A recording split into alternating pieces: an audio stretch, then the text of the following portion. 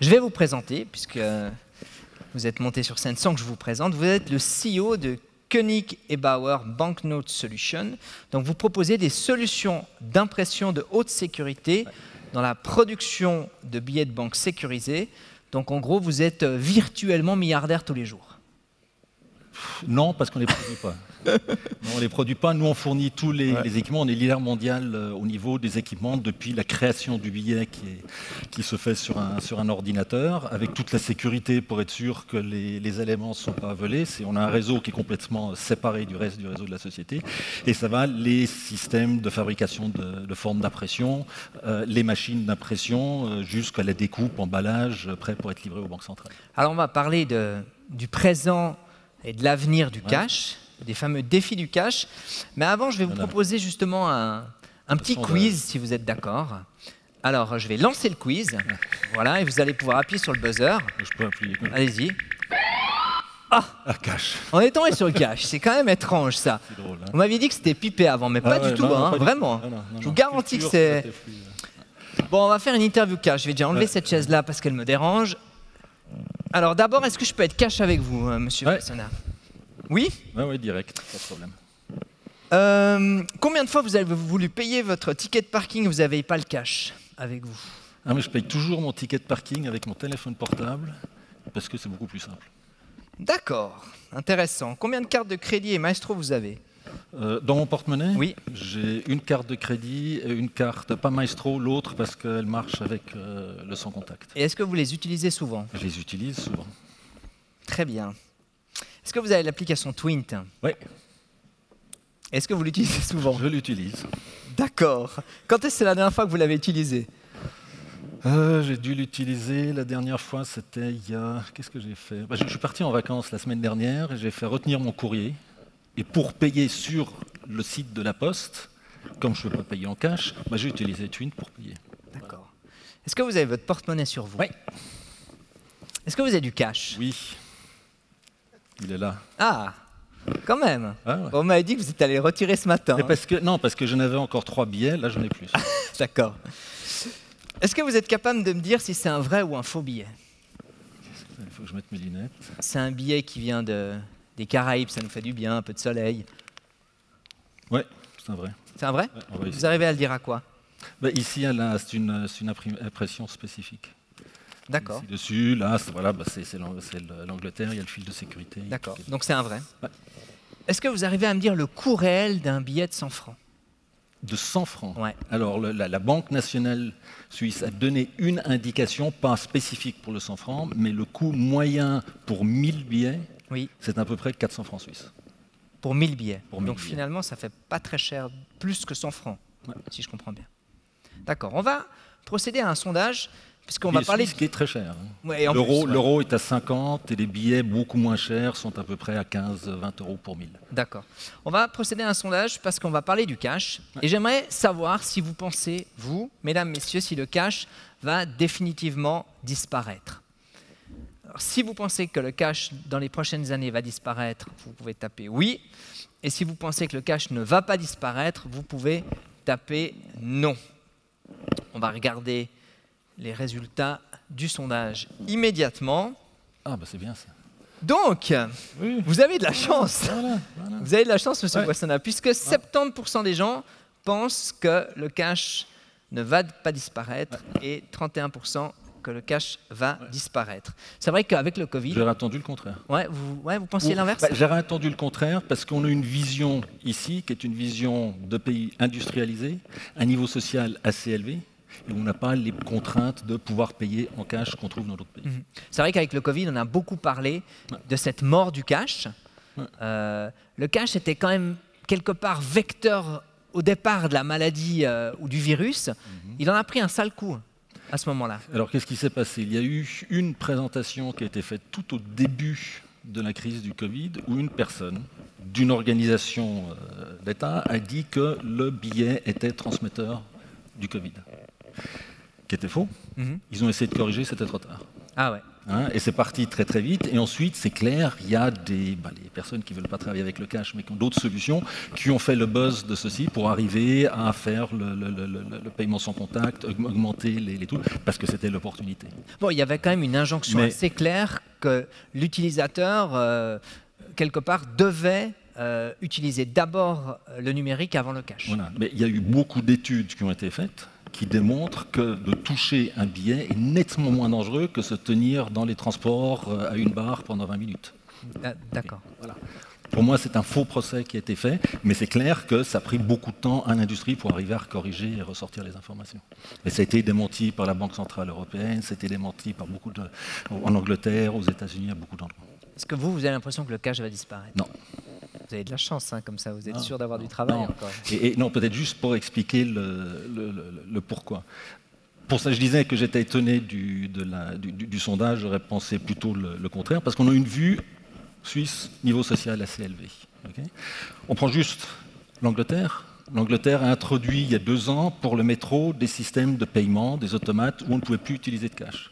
Ils ont décidé il y a 2 semaines de réintroduire du cash.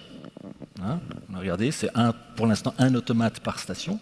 Il y a à Londres 290 000 adultes qui n'ont pas de compte en banque.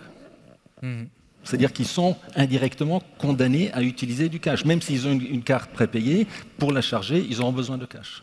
Je crois que justement, j'ai sorti l'article qu'on peut voir, qui risque d'apparaître dans un petit moment. Alors, malgré tout, c'est une machine sur peut-être 10 ou 12 machines, mais ça reste. Vous pensez que c'est le début? Je pense que c'est le début. On va réintroduire d'autres machines de cash. Aux États-Unis, 25% de la population n'a pas de compte en banque ou n'a pas de compte en banque qui leur donne la possibilité d'avoir une carte de crédit ou des cartes prépayées. C'est des gens qui sont obligés d'utiliser du cash. Aller en Amérique du Sud, aller en Asie, aller en Inde, c'est des pans de la population énormes. Si vous prenez le Covid, les chiffres qui ressortent maintenant, c'est à peu près 1 milliard de personnes qui sont retournées dans la pauvreté ou quasi-pauvreté. 30 ans en arrière. C'est des gens qui sont obligés. Alors c'est un article, on en parlera après sur la FINMA, mais ça on en parlera tout à l'heure. Mais pour vous dire qu'effectivement, ce qui était étonnant, c'est que le cash, alors concrètement, a quand même diminué en Europe pendant la crise du Covid. Par contre, il a augmenté en Amérique du Sud. Non, il n'a pas seulement, il n'a pas augmenté, il a baissé ici. C'est aussi ce qui est intéressant de comprendre. Il n'a pas baissé en Europe. Si on prend la production du cash de billets de banque en 2020, elle a augmenté au niveau mondial de 15%. La production, pas forcément l'utilisation. L'utilisation a encore plus augmenté. Ah bon? Encore même plus en Europe. Les stocks des banques centrales ont été vidés. Pourquoi? En Europe, 25% du cash est utilisé pour payer au point de vente. 40%, 45% du cash, et ça c'est les chiffres de la Banque Centrale Européenne, 40 à 45% est utilisé comme sécurité. Les gens gardent du cash à la maison en tant que sécurité. Et dans toute crise, vous prenez la crise de 2000, vous prenez la crise de 2008, vous prenez la crise de Covid, le taux augmente. Donc ça veut dire que finalement, cette image qu'on a de nos grands-parents qui, lorsqu'il y a une crise, on prend du cash, 20, 40, 50 000 francs, on le met sous le lit, ça ne change pas. Énormément. Est-ce que vous pensez que ça va changer à l'avenir avec la nouvelle génération? Parce que quand même, la nouvelle génération, elle est biberonnée au numérique. Elle est biberonnée. Moi, je discutais avec mon fils, je dînais avec mon fils hier, qui a 19 ans, qui étudie ici, et je lui demandais quand est-ce que tu utilises du cash. Il me dit, ça dépend. Si je dois payer 10 francs 50, je vais payer avec la carte. Je lui dis pourquoi? Parce que je donne un billet de 20 francs et je reçois un 9 francs 50 en pièces. Si je dois payer 9 francs 50, je vais donner un billet, parce que je reçois juste 50 centimes en retour. Ah ouais. Voilà. Alors, c'est pour des questions pratiques. Alors. Des questions pratiques. Ouais. Voilà. Ça, c'est un problème. Il y a un autre problème, c'est comment est-ce qu'on peut accéder au cash. Aujourd'hui, on voit dans beaucoup de pays, le nombre d'automates, de bancomates disparaît. Qui sont tenus par les banques commerciales qui réduisent ceci. Il y a des systèmes maintenant, et ça c'est ce qu'on allait parler un peu plus tard, mais des systèmes qui sont en train d'être mis en place. Si vous prenez par exemple en Suisse la société Sonect, vous pouvez aller dans tous les kiosques retirer du cash.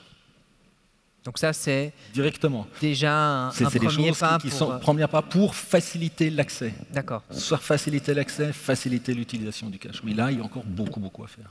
Alors justement, il y a toute cette vague numérique qui arrive. Il y a la Banque Centrale Européenne qui réfléchit à une monnaie numérique. Il y a Facebook qui réfléchit à une monnaie numérique. Il y a El Salvador qui a accepté le Bitcoin comme monnaie officielle. Comment est-ce que le cash peut finalement combattre cette vague? Alors, ce que je disais au début, j'utilise Twint, j'utilise ma carte de crédit, j'utilise tout ceci pour certaines choses. Ce matin, j'ai été dans une boulangerie prendre un petit pain et boire un café, j'ai payé en cash. C'est beaucoup plus simple que d'attendre que la personne vienne avec la machine.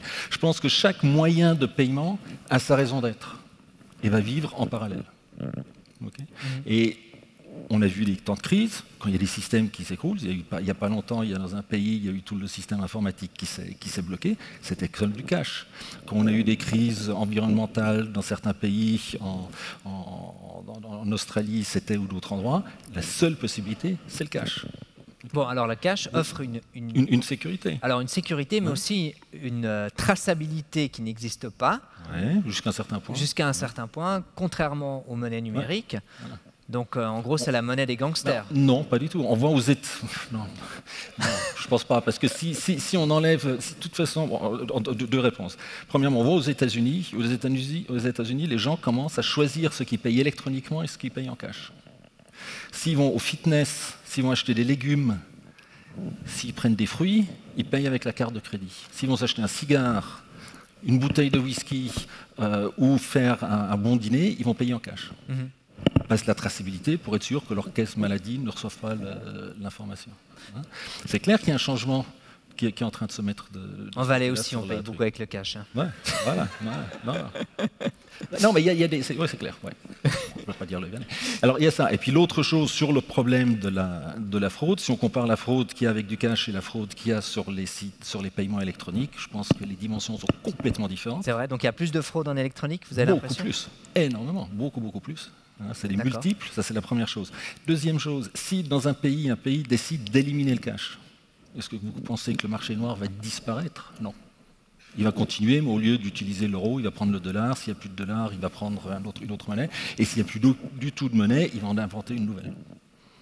D'ailleurs, il y a des sociétés qui ont essayé le cashless. Hein. Ouais. Singapour en 2000, ils sont revenus. La Suède.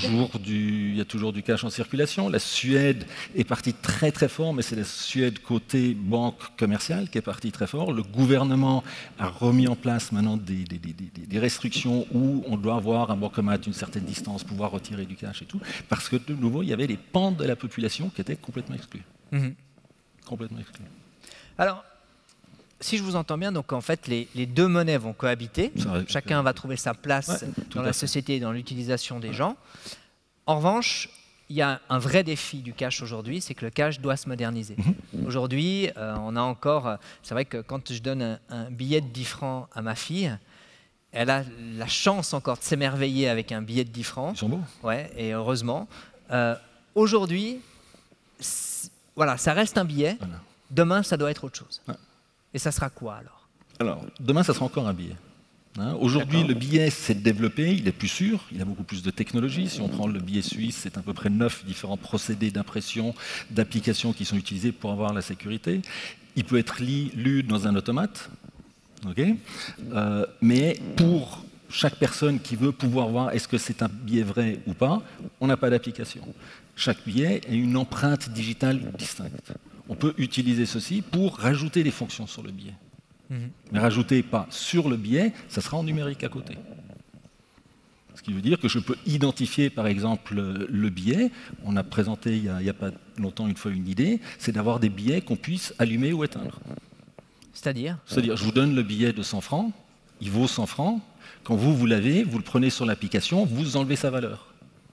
Donc il ne vaut plus rien. Il ne vaut plus rien. Quelqu'un vous le prend, il ne vaut rien. Vous le renez plus loin, vous pouvez de nouveau lui redonner de la valeur. Ça, c'est des possibilités. Est-ce qu'on pourrait imaginer un billet avec, par exemple, le pass sanitaire dessus ou d'autres informations? On pourrait tout à fait imaginer ça. Et utiliser le billet, la sécurité qui est dans le billet, qu'on ne peut pas falsifier, qui est unique, voilà, et d'avoir l'application du pass sanitaire qui reconnaît maintenant ce billet de 10 francs spécifique. Et comme ça, je peux rajouter de la sécurité en plus dans le système. Donc vous, votre billet du futur, finalement, ça sera un mélange de numérique de matériel, en fait. Voilà, exactement, intégré avec le numérique. D'accord. Et puis des projets? Alors, c'est clair qu'il y a des projets. Pour une société comme la nôtre, qui sommes une société, alors on n'a pas dit au début, mais on fait partie d'un grand groupe allemand. On développe des machines, c'est des grosses machines, elles pèsent à peu près entre 50 et 70 tonnes de métal. C'est des cycles de développement de 5 ans pour arriver à avoir une nouvelle machine. Et là, on rentre dans un domaine complètement différent, qui est le domaine de PME, de start-up. Pour arriver à donc, développer, que ce soit plus rapide alors. C'est beaucoup plus rapide. On a une approche complètement différente. On a un groupe de 5 personnes, de 5 jeunes à l'intérieur de la société qu'on a pris dans différents départements, qui sont de la finance, qui sont de l'engineering, qui sont d'autres départements, qu'on a pris, qui travaillent en parallèle à leur activité principale. Ils font ça un peu comme hobby et on leur donne un certain budget à disposition. Et basé là-dessus, ils font, comme on disait aussi avant, ils essayent, ça marche, c'est bon, ça marche pas, on passe au prochain. Et on avance très très très rapidement comme ça. Alors expliquez-nous justement comment vous travaillez. Puis j'imagine que produire de l'encre hautement sécurisée, ça nécessite aussi une sécurité de votre société. Comment vous faites quand on travaille dans ce domaine-là? Les machines. Les machines, oui. Les encres, c'est les autres. Pardon, excusez-moi. Les machines. Non, les machines. Alors déjà, bon. Un billet, ce n'est pas parce que vous avez une machine que vous pourrez produire un billet. Okay, quand vous prenez par exemple le billet suisse, c'est un total de 7 différentes machines qu'il faut. 7 machines. 7 machines. Ensuite, il faut le polymère, le substrat, le papier, qui est un papier spécial. Il faut l'encre spécifique. Il faut les plaques d'impression avec le design dessus. Ce qui veut dire que c'est une complexité énorme. Ce sont des coûts très élevé. Pour la personne qui veut maintenant produire 100, 200 000 billets, c'est beaucoup trop cher. Ça peut seulement se rentabiliser si on fait des productions en grande échelle. Et juste pour vous donner le chiffre, la Suisse, c'est à peu près 160 à 200 millions de billets par année. Dans le monde, c'est 160 milliards de billets qui sont produits chaque année. Ouais, donc c'est des dimensions beaucoup plus faibles. Ouais. Alors voilà, c'est d'avoir les équipements, c'est la grosse difficulté, d'avoir le matériel, d'avoir tout ceci. D'avoir tous les éléments de ça, c'est la première difficulté. Mais à l'intérieur de la société, c'est clair qu'on arrive à tenir la sécurité par la fidélisation des employés. Okay. Et ce que Christian disait avant avec l'ESG, la partie sociale, très importante. Dans la gouvernance, que les gens se sentent aussi inclus, puissent travailler avec la direction, soient informés, s'identifient. Je disais, quand j'avais parlé avec le père de Christian, il m'avait dit, oui, le produit est important. Quand vous prenez un billet de banque et vous regardez un billet de banque, comme ça, c'est un morceau de papier. Quand vous comprenez ce qu'il y a dans le billet de banque, la complexité, c'est un élément impressionnant. C'est un bijou. Voilà. Et les gens s'identifient avec ça. Et avec ce côté culture d'entreprise, identification avec la société, identification avec le produit, vous avez la sécurité. Vous n'avez jamais peur de vous faire attaquer? De manière old school, avec des voitures béliers ou ce genre de choses. Ça ne sert à rien parce qu'on ne produit pas de billets. Ouais. Nous, on fournit les équipements. Ensuite, si vous allez à la banque, si vous allez chez Aurel Fuseli à Zurich, si vous allez à l'imprimerie de la Banque de France, là, c'est clair, les éléments de sécurité sont complètement différents. Mais chez nous, on n'a pas ce problème. Bon, il y a quand même un véritable attachement culturel et identitaire au billet, au cash qu'on ne peut pas enlever. Le cash représente quand même le pays. Celui que vous m'avez montré, il y avait l'image de la reine d'Angleterre. Ça montre la technologie, la précision du pays. Si vous prenez le billet suisse, c'est un beau billet. C'est un billet très poussé. Il coûte 400 francs pour 1000 billets. C'est sûr que c'est cher. Mais c'est aussi une image, c'est une carte d'identité du pays. Et je pense que ça, c'est important. Et c'est vrai que vous me disiez que le processus de production est très long, c'est 8 ans, 5 à 8 ans. Aujourd'hui, on est dans une société agile, rapide, tout va très vite. Est-ce que le cash va réussir à suivre ce mouvement? Ce qu'on développe aujourd'hui, oui, va arriver très rapidement. D'accord. Si on prend juste pour dire, une application qui peut reconnaître le billet, c'est quelque chose qu'on a développé à partir du mois d'avril, qu'on est en train de tester en interne aujourd'hui et qui devrait sortir au public, je pense, novembre-décembre. Ah ouais, donc c'est 6 mois, c'est complètement différent. D'accord, ouais, c'est complètement différent. Est-ce qu'il y a des questions, Cédric? Oui, il y en a quelques-unes. Je pense. Il y avait une affirmation qui nous vient de Colombie. Il y a Pablo Escobar qui nous dit « Moi, j'ai le cash ». Non, plus sérieusement, je ne fais que de relayer ce qu'on m'envoie. Il y a Stéphane qui nous demande ne pensez-vous pas que cette croissance du cash n'est qu'un élément passager? Je crois que vous avez partiellement déjà répondu. Alors, on pense qu'il va y avoir un plateau. L'augmentation de la production de la demande, c'était 4-5% par année ces dernières 20 années. Okay, c'est par le niveau social qui augmente, hein, le PIB, c'est la population qui augmente surtout en Inde, en Afrique, dans ces pays-là qui sont plus dépendants. On va peut-être avoir un plateau. Une baisse en Europe, une augmentation encore dans les pays en développement. Une autre question? Oui, j'ai Pierre qui est pas mal actif, qui pose 2 questions. La première, si le cash et le numérique vont coexister, sera-t-il possible pour un utilisateur de choisir de se passer du cash? Tout va-t-il devenir payable numériquement et sans limite plancher, comme dans certains commerces? Et il pose une deuxième question qui me semble assez intéressante. Va-t-on vers une double tarification généralisée selon que l'on paye en cash ou en numérique? Alors, la première avec le plafond. Avec le plafond, c'est clair, l'Europe regarde de mettre un plafond en place. Okay, il y a en Italie, il y a en France. Il y a un mouvement aujourd'hui en Europe pour essayer de contrer ou de remonter ce niveau à un niveau plutôt 10 000 euros, c'est sûr. L'Allemagne n'est pas du tout d'accord avec les autres parce qu'il y a d'autres mœurs. Voilà. Mais je pense qu'il va y avoir un plafond, mais je pense qu'il sera plus élevé que dans certains pays. Déjà, l'Italie avait dû l'augmenter pour le niveau de retraite. Maintenant, sur la deuxième question qui était... Est-ce qu'on va vers une double tarification selon qu'on paye en cash ou bien en numérique? Alors, si je regarde les États-Unis, oui. Si vous êtes aux États-Unis et vous payez avec une carte de crédit, vous avez un prix. Si vous payez en cash, vous avez un rabais. Le prix en carte de crédit est plus cher? Est plus cher. Ah ouais. Ouais. Le pays est plus cher. Le cash est gratuit. Ouais. Pour l'utilisateur. Ouais. Il est gratuit, il est disponible pour tout le monde, il n'y a pas de problème. La carte, normalement, ben voilà, il y a des coûts il y a des frais à payer, il y a des frais à payer par l'utilisateur et des frais à payer par le magasin. Est-ce qu'il y a encore une question? Oui, Malik qui nous demande quelle est votre plus grande crainte en lien avec le cash et qu'est-ce qui pourrait le faire disparaître? Pas grand-chose. Non, je ne veux pas dire qu'on est complètement sûr. C'est sûr qu'il y a une pression. Et je pense que si l'industrie ne bouge pas et n'apporte pas des nouvelles fonctionnalités au cash, il y a un risque. Ça, c'est clair. Et il faut qu'on avance, il faut qu'on développe, il faut qu'on arrive avec des nouvelles idées. Il faut qu'on simplifie l'utilisation, il faut qu'on simplifie l'accès au cash. Il faut qu'on résout.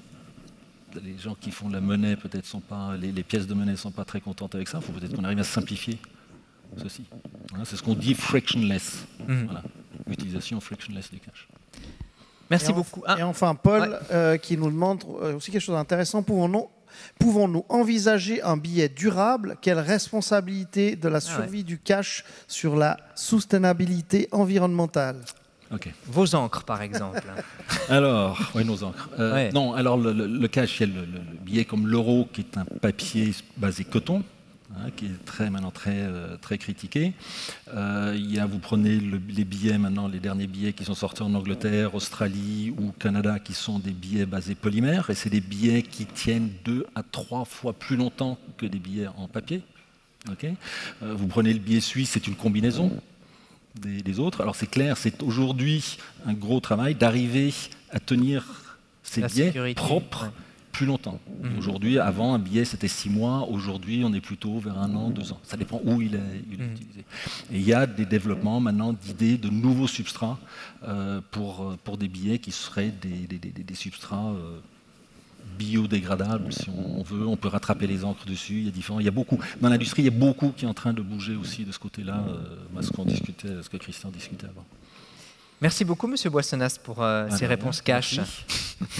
Et à bientôt. On peut vous applaudir, absolument. Merci.